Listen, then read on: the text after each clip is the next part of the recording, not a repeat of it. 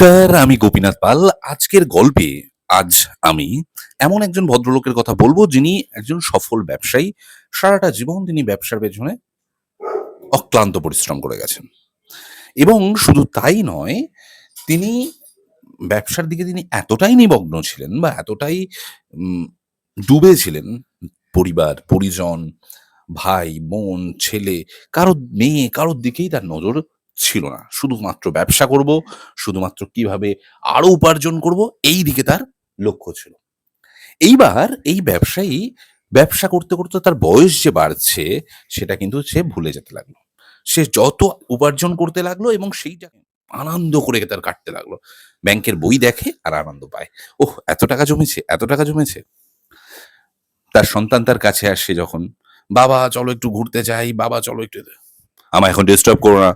দেখছো না আমি কাজ করছি।" সবসময় কম্পিউটারে ব্যস্ত, সবসময় হিসাব নিকাশ করতে, করতে ব্যস্ত। এমনকি তার বউ মানে অর্ধাঙ্গিনী, তিনিও যখন তাকে এসে তার সঙ্গে কথা বলে, "উফ! দেখছো তো আমি কাজ করছি। আমি ব্যবসা এই প্রজেক্টটার জন্য আমি এত টাকা পাবো।" অল টাইম টাকা, টাকা, টাকা। আল্টিমেটলি এইভাবে দিন যায়, রাত যায়, মাস যায়, বছর যায়। বেড়ে গেল সে কিন্তু বুঝতে পারল না। একটা সময় এলো যখন সেই আমরা যেমন ছবিতে যমদূতকে দেখি, তেমন একজন এসে তার সামনে এসে দাঁড়ালো। সে বলল, "কি চাই? কোনো প্রজেক্টের কথা আছে?" বলল, "না। তোমার দিন শেষ তাই তোমাকে নিয়ে যেতে এলাম। অর্থাৎ তোমাকে আমার সঙ্গে এখন যেতে হবে।" সে অবাক হয়ে গেল। সে বলল, "কেন?" "না তোমার দিন শেষ, তোমাকে আমি নিয়ে যাবো সঙ্গে, তোমার কর্ম অনুযায়ী।" তো সে তখন বলল, উম আর দুটো দিন আমায় টাইম দিন। এই দুটো দিনের মধ্যে আমি আমার যেখানে, যেখানে টাকা পাই সেটা আমি তুলে নিই, তারপর যাবো। এই দুদিনের জন্য আপনাকে আমি ৳২,০০,০০,০০০ দিচ্ছি। সে বলল, "না, ৳২,০০,০০,০০০ কেন? ৫,০০,০০,০০০, ৳২০,০০,০০,০০০ দিলেও হবে না। তোমার যেহেতু দিন শেষ, তোমাকে আমি নিয়ে যাবো।"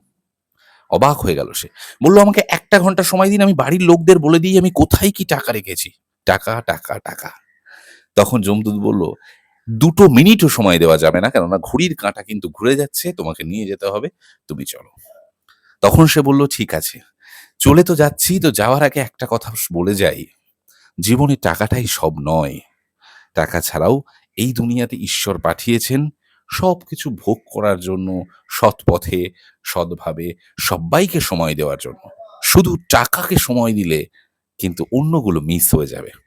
এত বড় একটা গল্প আজ আপনাদের সঙ্গে শেয়ার করলাম। কারণ এই গল্পটা আমিও শুনেছি, তাই ভাবলাম আপনাদের সঙ্গে ভাগ করে নিই। কেমন লাগলো?